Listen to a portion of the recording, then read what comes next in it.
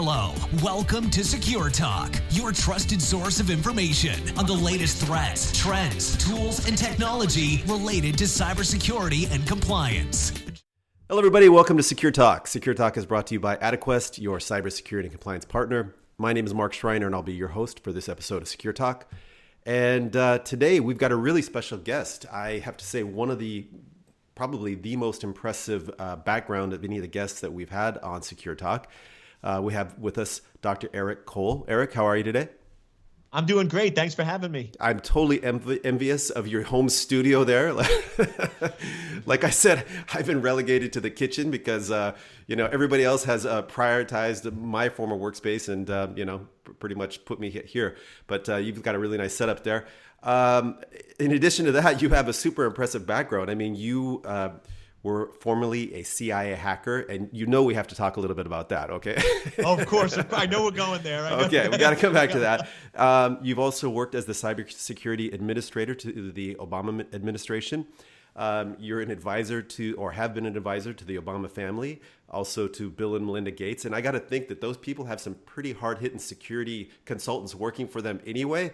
So the fact that you're in there adding value, I think speaks volumes to your experience. You've also worked with organizations like Lockheed Martin and the McAfee organization. You've also written several books. Most recently, you wrote or published Cyber Crisis, Protecting Your Business from Real Threats. There you go. Perfect. Real threats in the virtual world. And we definitely have to come back and talk about that. You are also the founder of Secure Anchor, which is a consultancy that advises companies on how to work safely on the internet. So there's a lot there, okay? But let's jump in first and just say, because I took a look at your profile and you did start your career off, it looks like, at the CIA, and you were doing some interesting things there. Tell us a little bit about that, because I think for a lot of people, that's kind of some really fascinating cloak and dagger stuff. Yeah, so I actually started at the CIA as an intern at college. Okay. And I will tell you, they were the only people that were actually impressed with how boring my life was. Because I was one of those rare folks. I didn't drink until I was 21. I didn't do any drugs. I didn't do any of that kind of stuff. So yeah, most of my friends in high school and college thought I was pretty boring and didn't want anything to do with me. The CIA thought that was pretty cool. So you were a nerd. You're a perfect nerd. Exactly. I was the nerd. Yeah. So I started working with them, and it was sort of an interesting journey because this was back in the late 80s, early 90s. And I remember sitting in a meeting, and if you've ever watched any of the Tom Clancy movies, it's called The Bubble. Oh, yeah. It's sort of a half dome at CIA headquarters, Langley, Virginia. It seats about 3,000 people. And we're in there with an all hands meeting, and they're talking about some of these new internet-based systems and some of this new internet technology. And I'm in the back of the room because I'm a lowly like GS9 at the time. And I raised my hand. And I didn't know you're not supposed to ask questions, right? I'm used to college where you always ask questions. And my boss looks back and she's like going like this to me, like, put your hands down. And I'm like, oh, she's waving to me. So I'm waving back. And they call on me, and I asked a question that changed my life. And the question was this: how do we know these systems are secure? And back then in the government, if you ask a question that nobody knows the answer to, you're volunteering to solve it. Right. So they look back and forth, and everyone's like, I don't know. So they're like, Eric, thank you for volunteering to solve the problem. And I'm like, wait, I wasn't volunteering here. I was just asking the question. So I went back, and for about 4 months, I figured there'd be some mathematical proof. There'd be some formula or some method. And I went to the Orange Book and the Rainbow series and all those, saying, okay, there has to be an answer. And what I realized is there's no way to prove a system is secure. There's no way to verify or validate. The only way to test the security is by breaking in. Right. And that's what we now today call ethical hacking or penetration testing or things like that. Back then we called it verifying and validating the security, but that's what began my journey of 8 years of being a professional hacker for the CIA. That's amazing. But back then there was no real playbook for this, as you've just said, right? I mean, it was like, wow, so good question. Now go find the answer to your own question. So how did you come up with a methodology or some kind of process for doing that? So essentially what I did is I said, okay, let's break down this problem. And what I realized is if you want to hack or break into a system or compromise a system, there's really three components. There needs to be a visible IP. Okay. There needs to be an open port, and there needs to be a vulnerability in the service.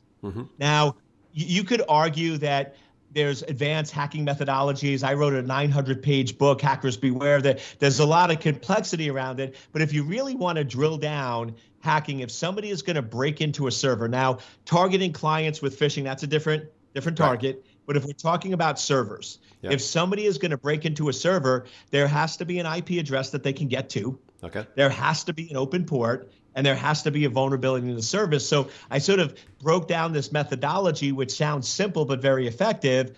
So when I went in and did hacking penetration, and even when our company does it today, we basically start off with a visibility map. I tell my team, listen, I want to find out all the IP addresses that are publicly registered to the company, and I want you to do a sweep to find out all the visible IPs. Then I want you to find out all the open ports.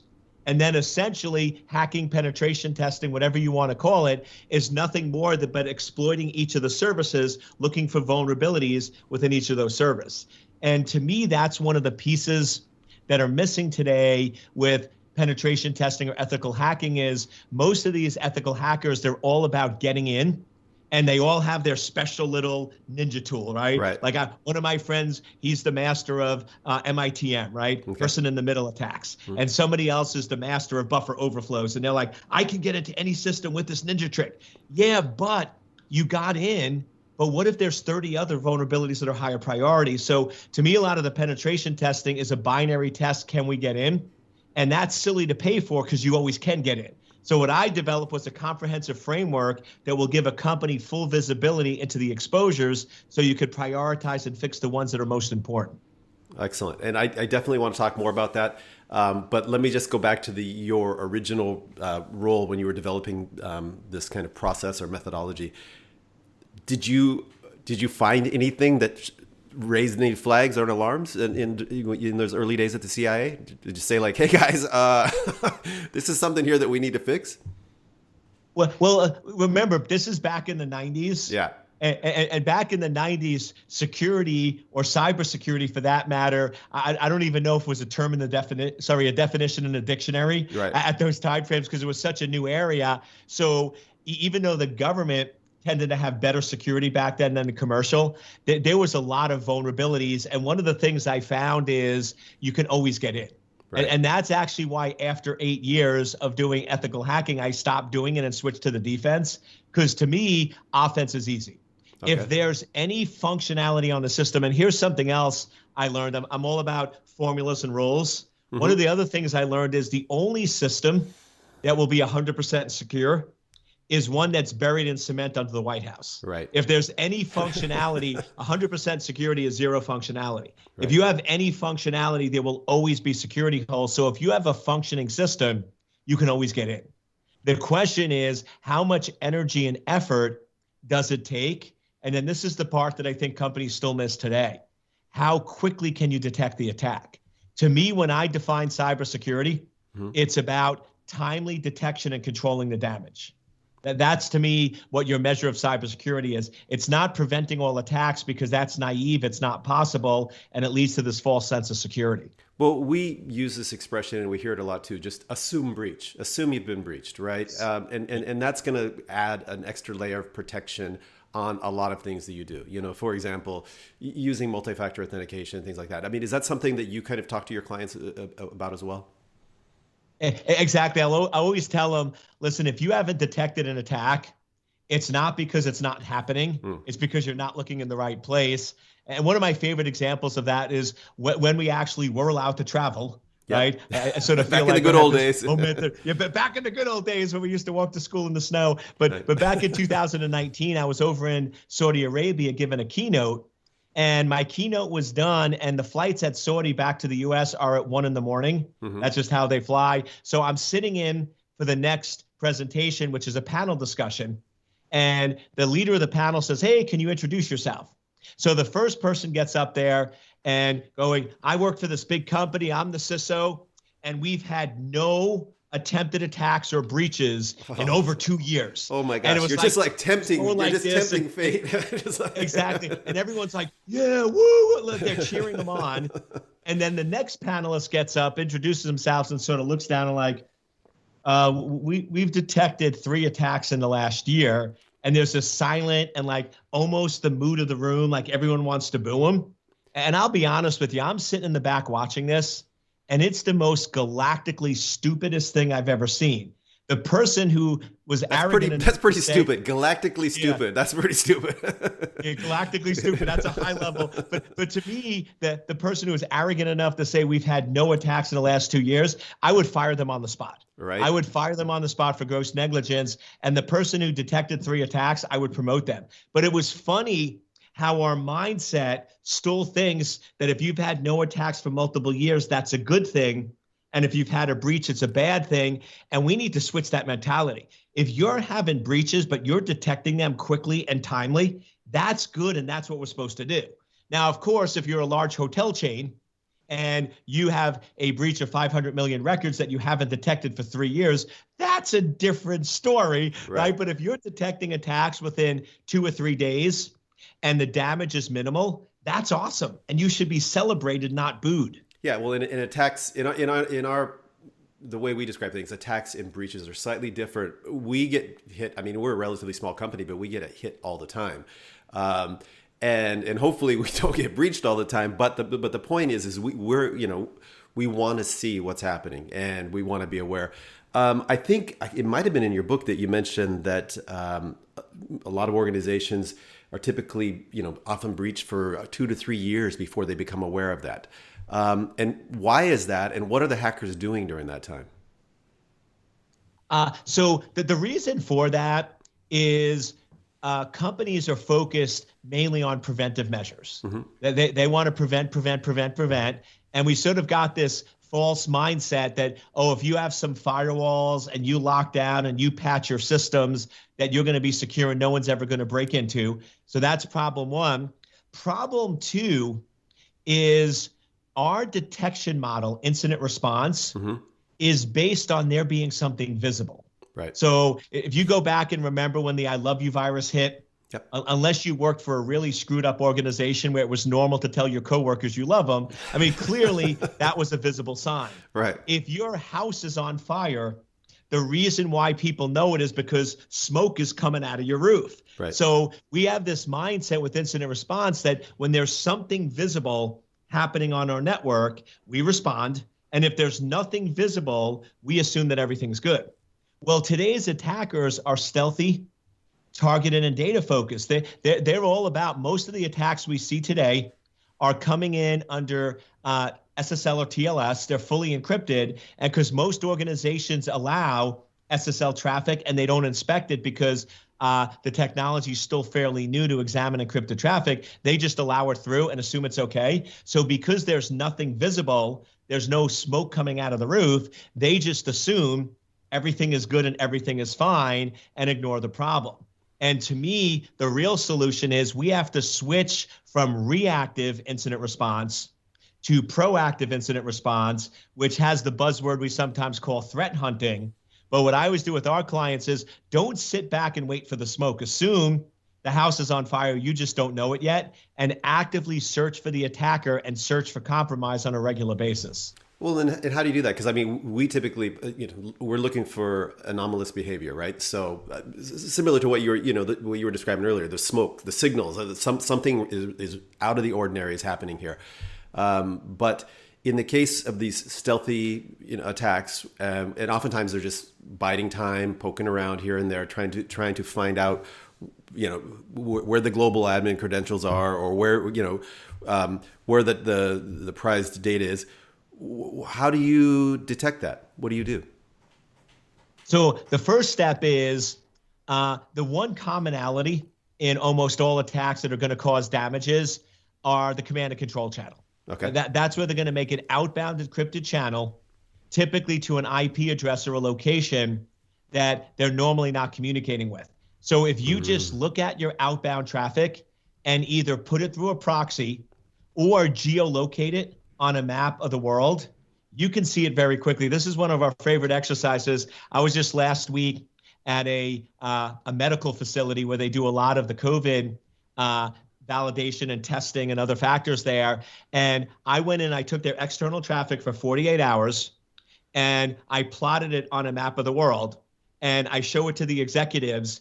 And before I could say anything, their comment was, why is 30% of our traffic going to China and 20% going to Russia? We only do business within the United States.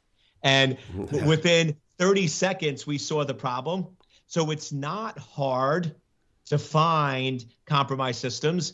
It's just people are not trained to look in the right place. And this trick that I've been doing for 10 years, I laugh because this is how they detected SolarWinds. Right. I mean, the big attack last year that right now they're saying they were compromised for 16 months.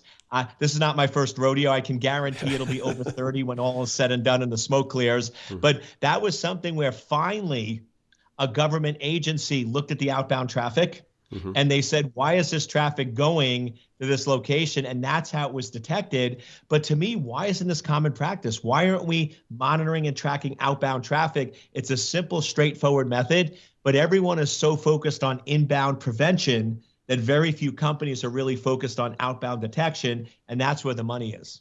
That's a real paradigm shift. But totally appropriate. And do you talk about that in your book? Yeah, so Cyber Crisis, that's my 7th book. 7th. And this one is really focused more. You are a geek. Exactly. For business and executives. So it's not a super techie book. Okay. So it's really focused more on asking the right questions. But no, that's one thing that I advise every executives to do is you shouldn't be technical. You shouldn't worry about false positives, true positives if you're an executive, but you should have a visibility map of where your traffic's going. So I talk it at a high level. If you want to know specifically how to do that outbound monitoring, the geolocation, that would be in my book, Advanced Persistent Threat, which is a more technical book where I break down the process in detail. Excellent. Well, okay, let's say that you find out your business is compromised, or you suspect it might be. What's the first thing that a company should do? I'm always about practical survivability. I'm big into mindset and being positive. So to me, the first thing you should always do is drink and pray, and maybe not in that order. So sometimes you should pray before you drink. So, but all kidding aside, when you go in and detect that there had a breach, that the first thing you want to do is make sure you understand how the adversary got in.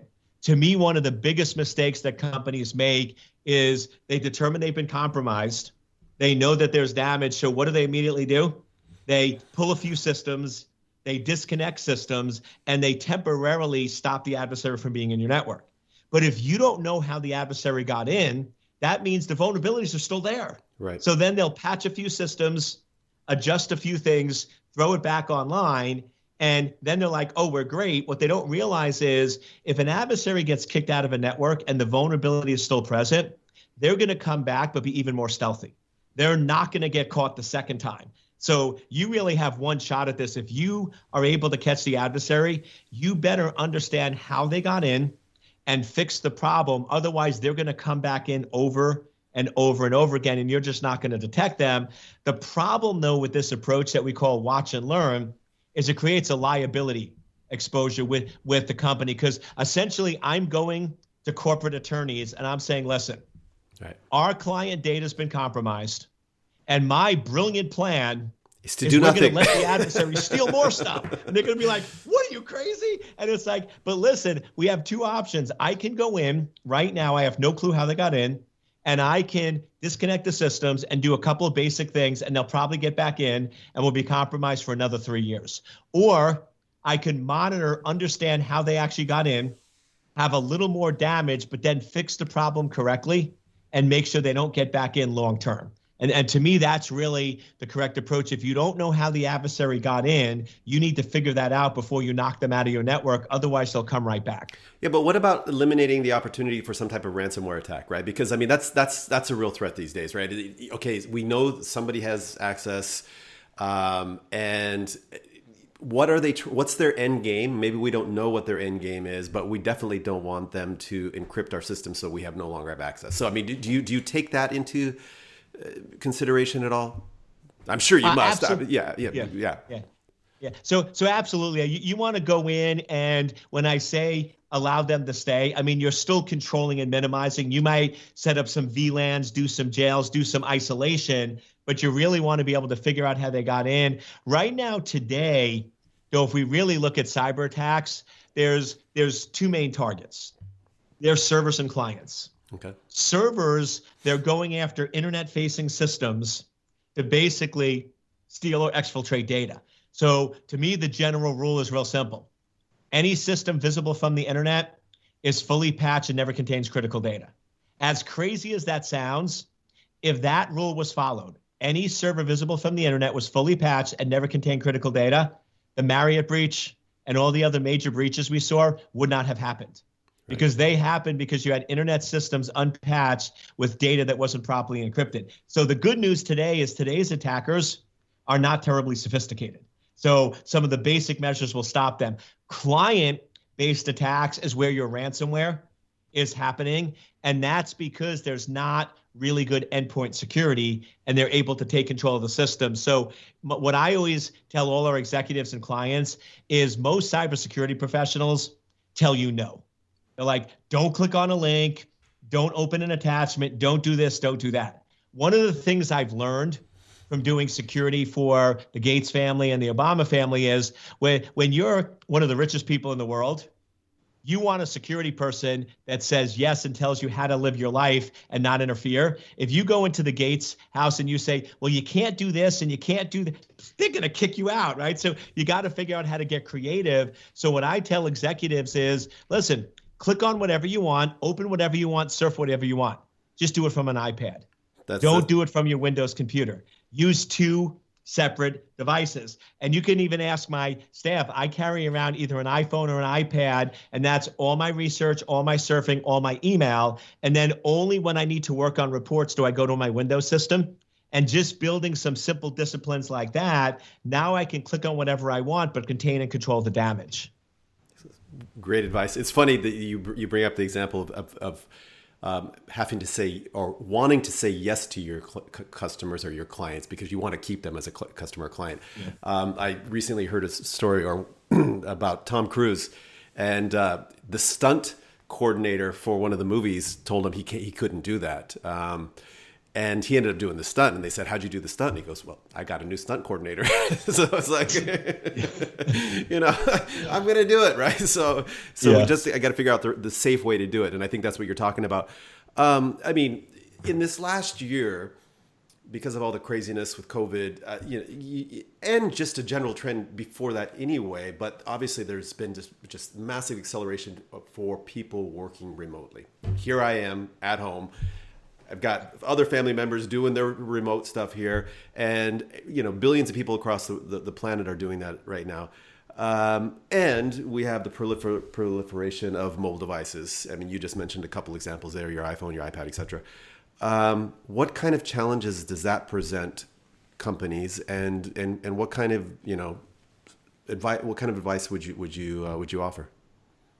Yeah, to me, you used the term earlier, paradigm shift. It represents a huge paradigm shift, right? Where essentially we need to recognize that location agnostic is the new normal, that you need to be able to work anywhere, any place, anytime. And it's funny, though, how people don't recognize it. So I was up in New York.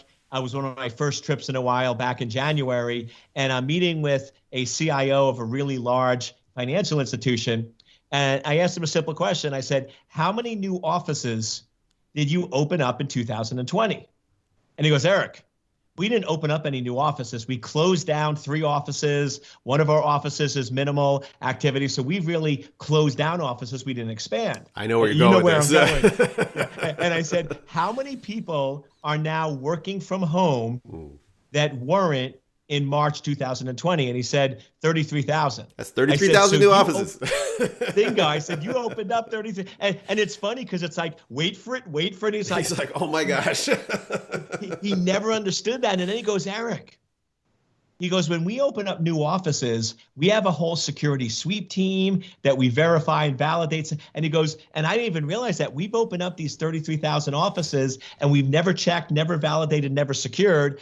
And most of it is fairly vulnerable. So to me, what we need to do is the biggest exposure and the biggest impact of the epidemic are these endpoints. Yeah. You have these unprotected endpoints, unpatched, outdated systems, wireless. I have 3 kids and they're amazing and they're super tech, but your wireless network and cybersecurity shouldn't be set up by a 15-year-old, because my son's number one priority in setting up a wireless network was how can he get maximum bandwidth for Fortnite? It wasn't how do we secure dad's information, right? So our IT teams, our teenagers are awesome, but they're just not trained in security. So what we're doing with our clients now is a 3-tier architecture where 1 tier is the data tier in the cloud. So I know some security people don't. I'm a firm believer, put your data in the cloud. It can be private, it can be hybrid, it can be protected, but you got to lock down and protect the data in one central spot.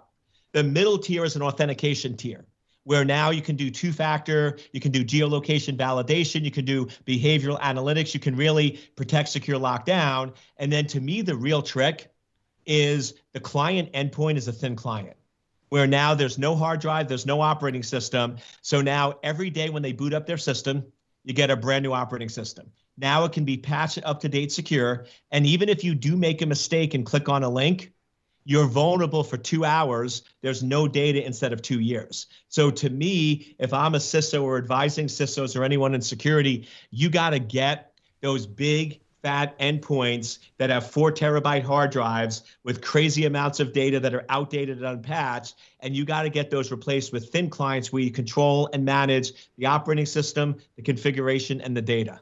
Massive paradigm shift. I mean, it's happening, but it's a massive paradigm shift. And it's also a massive leap in faith in terms of trusting these cloud service providers, right? Because I want my files on my device, right? But do I want my files on my device? But that sense of control is I think, really difficult for individuals and organizations to give up. But when you put it in that context, it totally makes sense. You work, obviously with some individuals. You mentioned a couple of the families you work with. You work with large organizations. For both of them, what would be? I mean, you just gave some wonderful advice there. What's some additional advice that you would say? Hey, you're a business. Here are some things that you definitely need to look at today, tomorrow, and the same with individuals. To me, what it really comes down to is really understand what is the problem we're trying to solve. Okay. Because a lot of times I'll run into organizations where they'll go in and this was one of the ones that happened with the Obama is he wanted to have a cell phone. Understandably, yeah. And it's funny because it's like, wait a minute, I used to be the president and I can't have a cell phone? Exactly. And here's where everyone missed it. Everyone was like, oh, if he has a cell phone with his data and text messages and all this stuff and it gets stolen, then that's going to be a big problem. And I'm sitting there going, wait a second. If we're worried that somebody's going to get to the president and steal his phone, we got bigger problems, right? No one is going to get to steal his phone. That's not the problem. Well, the problem there is the geolocation. Where is the president? Yeah, I could pinpoint, because the satellites today are military grade that we're using for cell phones. I can, within 2 to 3 feet, pinpoint his location. And that could be very dangerous drone strikes or other factors there. So to me, it was like, wait, you guys are missing the point. It's not the device that he has that it's going to get stolen. It's the location. And I could talk about this now because it's after the fact. But to me, what we did to secure his is actually use VPN and other mechanisms to be able to mask the location. So he could still use the phone. He can still text. He can still text. Yeah, if you ping, tracked, or controlled him, it would show up as being in Texas or New York when he was really in Virginia or DC. So to me, that's an example where a lot of times with security, we solve the wrong problem. We have this misconception, like in a lot of cases when I work with utility companies, a lot of security people are like confidentiality, encrypt. If you're talking about nuclear reactors and critical infrastructure, who cares about the confidentiality? I could care less if somebody knew what the settings were for a reactor. What I care about is if you can take that sucker down, or if you can alter the settings. Sure. That's where it becomes problematic. So to me, I've come to places where you have these great security folks and they're trying to encrypt all the data in a reactor. And I'm like, you're fixing the wrong problem. So to me, what it really comes down to is what is the real problem you're trying to solve. And once you understand that, there's always a solution and there's always a way to solve it, but we're often solving the wrong problem. And that to me is the reason why companies spend $30 million on security and still get breached, because they're checking boxes and buying devices. They're not implementing solutions to the real problems that they face. Well, what's your process for helping companies understand what is the real problem? I mean, because you can't just go in and ask them the question, because it's like they don't know what they don't know. I mean, so how do you drill down on that and help them really figure out that you're doing the right stuff for the wrong reasons, or the wrong stuff for the right reasons? But how do you figure out what's the real problem? I'll give you the answer, but I'll warn you. Hear me out, because whenever I tell security people this, they always look at me like I'm crazy. And then once I finish the explanation, it makes a lot of sense. All right. When we start an assessment, and I just did an assessment last week, the first thing I do is I sit down with the CFO and I go over the company financials. And at first, people are like, but here's what it comes down to. Mm-hmm. What's the proper budget for security? It depends. It depends, right? and what should I protect? It depends. So what I want to understand is, first, how much money is this company making and what are their profit margins? Because if it's a $50 million company with 60% margins, it's a completely different security strategy than if they're a $5 million company with 10% margins. It's going to be, so you need to understand what are the assets you're protecting. Then I want to understand, how are they really making their money?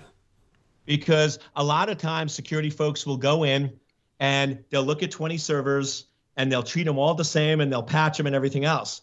If you have one business unit that's making 80% of the profitability, yeah, I want that server is going to get a lot more of my attention than if it's a server that's responsible for 10 or 20,000 of revenue. So to me, we don't understand the organization, and we're treating cybersecurity as a cookie cutter, and that's where the problem comes in. So to me, I want to understand the business, and I always start with the finances, because that will tell me, okay, what are they making? What can they spend? What's the tolerance level? What's the risk level? Because that's going to dictate that. Then it's going to tell me what all the critical assets are, what servers they locate, and then from there, I can plan out my strategy.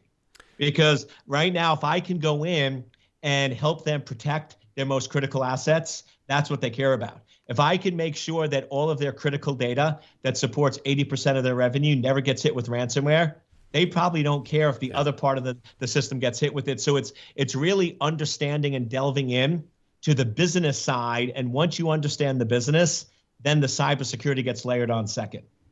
That totally makes sense. How would you have the same conversation then for individuals? I mean, I've got the Fortnite playing teenager. I'm using these apps that track my fitness records, and I know they can track wherever I go. It probably know my address because I take off from my front porch and go on my runs or my bike rides. I got, we've got our home Wi-Fi. Just like everybody else, what do we have to be worried about? What should we thinking about? Yeah. So I look at everything as business. Mm-hmm. So to me, you have a business, right? You're in partnership now. I know you're home, so I'll be careful. I would say you're the CEO, but your spouse might think differently. Right. That they're the CEO, but you guys could be co-CEOs, right? On a good day, on a good day, right? And your kids and everything else. So to me, it's the same thing. It's like, okay, what are the things that if they happened would be really bad?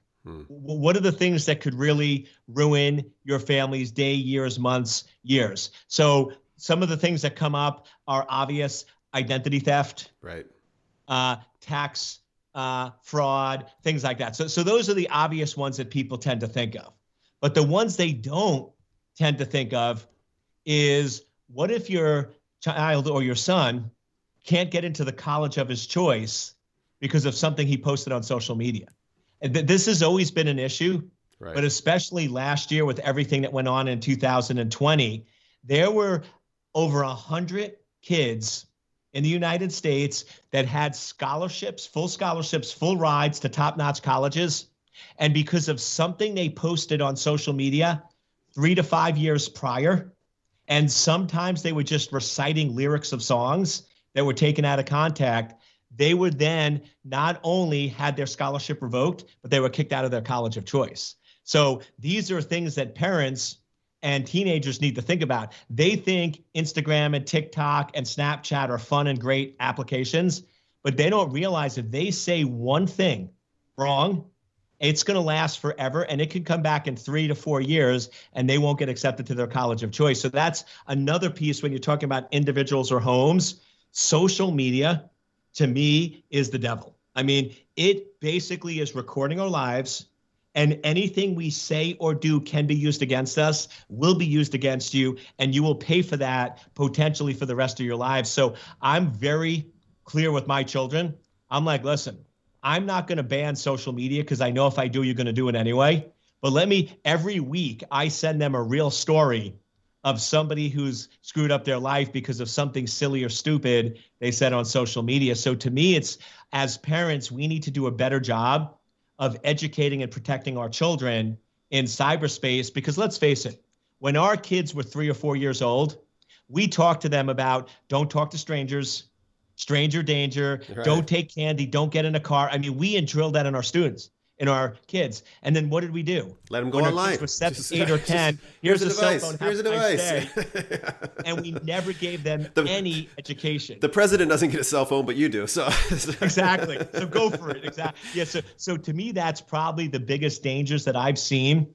So let me, you know, I'm going to actually make my youngest watch this part of the discussion.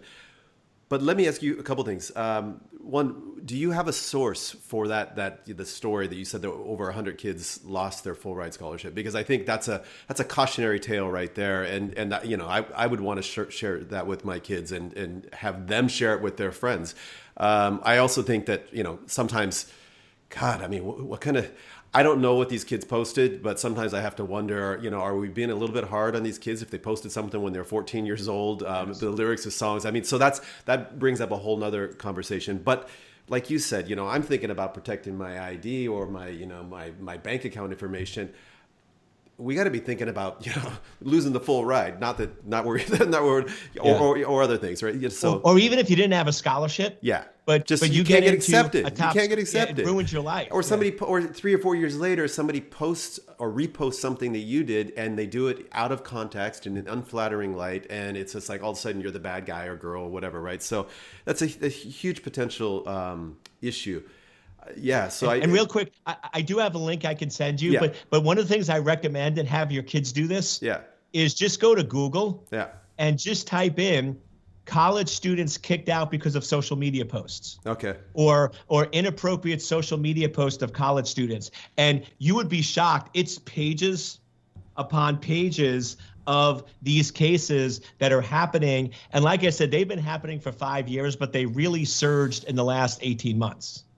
That's scary stuff. Hey, just a couple more questions and we can wrap this up. What advice would you give to cybersecurity professionals or who want to up their game or advance their career, or people who are looking to move into the cybersecurity space? Obviously, reading one of your 9 books would be a good start, or maybe all of them. But what other career advice would you offer? Probably the biggest one would be experience. Don't worry about the money. If there's good experience, take it. Like I was giving advice to a 23-year-old that wanted to get into cybersecurity. And I said, start going to all of these dentists and doctors' offices and offer free services. Say, wow. Listen, I normally would charge, somebody would normally charge you $5,000. So if I go in and do some free services for you, can I use you as a reference account? And you know what his response to me was? Why would I do work for free? And I'm like, you got to play for the long haul. I said, you know how many favors I cash in on now? Like one of my business leads, I was on a call and he's like, Eric, I don't see that on our account. I'm like, oh, I'm not charging him for that. And he's like, well, why would you do that for free? I'm like, because this guy is in a private equity firm. He's worth billions of dollars and he knows 300 different CEOs. Why wouldn't I do that? Right. So to me, we sort of have this impression that we tend to want to get paid and think we're worth more than we are. Get the experience. If it's free, if it's bartering, whatever it is, experience is what matters in cybersecurity. And once you get the experience, then the jobs and the money flow a lot more freely. And this 23-year-old, by the way, that's excellent advice, but this 23-year-old just got out of college and probably spent, $150,000 on college, or his parents did. And he wasn't getting paid for any of that, right? Yeah. And now, so no, I totally, internships, anytime they could, I tell people, like, don't worry about your starting salary in the beginning. Get that experience. I think it's great advice. So totally align with you on that. Another similar question is, what resources do you use to keep abreast of the latest threats and technologies, et cetera? Two things. One is I do a weekly podcast. Okay. And what I find is if you're putting out content, you're going to make sure you keep your expertise up to date. Sure. So I'm always listening. I'm a big fan. I get up at 5 o'clock every morning and I hit the gym. And for 50 to 60 minutes in the gym, I'm just listening to different cybersecurity podcasts, webinars. I'm just getting different perspective. I'm always learning, always reading. I tend to read one book a week. And so the trick is just pick up different books, different methods, and start reading and always learning and getting different angles, and then share that information with others. One of the challenges I give to everyone who works in cybersecurity is twice a week, I want you to put out a 5-minute video. I want you to just take out your phone wherever you are, and 10 a.m. on Tuesday and Thursday, create a 5-minute video and put the content out there. And they're like, but Eric, what if it's not good? What if it's this? Make it Let me good. help you out here. When you first start, I look at some of my videos from 20 years ago, they were awful. When you first start doing content or videos, it's like riding a bike. You're going to stink. Right. They're going to be awful, but that's the way you get better. So to me, by reading and learning whenever you can, and then sharing the knowledge with others is critical. And the other piece of advice is ask people for help. You would be amazed of how many people out there want to help you, but you're afraid to ask. And I call this my Richard Branson story. I talk to Richard Branson probably once or twice a year. Now, here's how it happened. I sent him an email.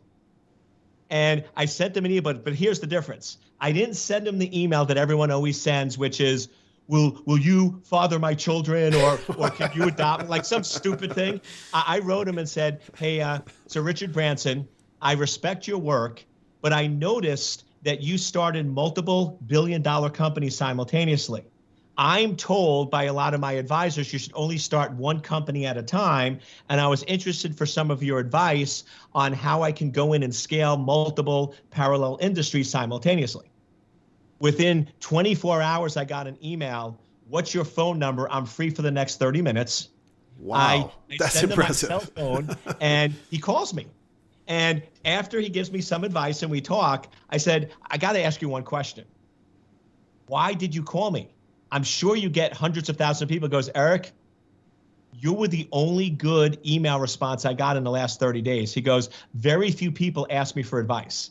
Many people contact me for stupid reasons, but very few people ask me for advice. And I always told myself that because I was helped during the way, if somebody really wants genuine advice, I will always help them. So we often think that there's people out there that aren't going to help us, and we're afraid to ask, and we're afraid to ask for advice. Most of these people want to help you if you actually ask good questions. So now I'm not saying to reach out to Richard Branson, but I'm saying if there's a CEO or a CISO or somebody that you know and respect, reach out to them, ask them for advice, and you'd be amazed of how many of them will help you at no cost. That's some amazing advice. And I don't have a story that can compete with that, but I've emailed a couple high profile people in the past and was really surprised. Like Noam Chomsky, for example. Yep. I sent him an email and it was literally like within the next day he responded, and he took my email very seriously and gave me a very thoughtful response. And I was like, wow, that's pretty cool. And so I I don't know if I can agree with you, but I think it's really great advice to go out and ask people for help. In fact, I think Ben Franklin said, if you ever want to make a friend with somebody, ask them for a favor or ask them to borrow something. Because when somebody invests in that relationship, then they've built that bond with you. So anyway, hey, I've really enjoyed this conversation. We could probably go on for a lot longer. I know you got other stuff to do as well. Let me ask you, if people wanted to follow you, I don't know if you do social media, but you're on LinkedIn. I know that, but I don't know if you have a website. You said you had a podcast. Talk a little bit about different ways that people could follow you and possibly engage with your firm. So we have a podcast on YouTube. So if you just go to DRERICCOLE, Dr. Eric Cole, and it's called Life of a CISO. Okay. And we do that every single week. And then I produce five-minute videos every week that we post one a day. So LinkedIn, Instagram, Facebook, any of those, if you just go to Dr. Eric Cole. I use social media only for business. You won't find anything personal, but for business, Dr. Eric Cole, you'll find all my content out there. And if you'd like to find out more about my company, secureanchor.com. And if you're interested in becoming a CISO, I have a CISO certification that if you go to secureanchor.com/CISO, you can actually get some free content and sign up to get a consultation with one of my team members. That is awesome. And I will put all that information in the description for this episode, both on, it'll be on iTunes and a couple other podcast channels, but also on YouTube as well. So thank you. That's awesome. Thank you so much. Really enjoyed this. And again, I'm envious of your home studio there. You've given me some ideas, but really, really great show. And thank you again. You take care. Thank you for your time, and it was my pleasure. Hello, welcome to Secure Talk, your trusted source of information on the latest threats, trends, tools, and technology related to cybersecurity and compliance.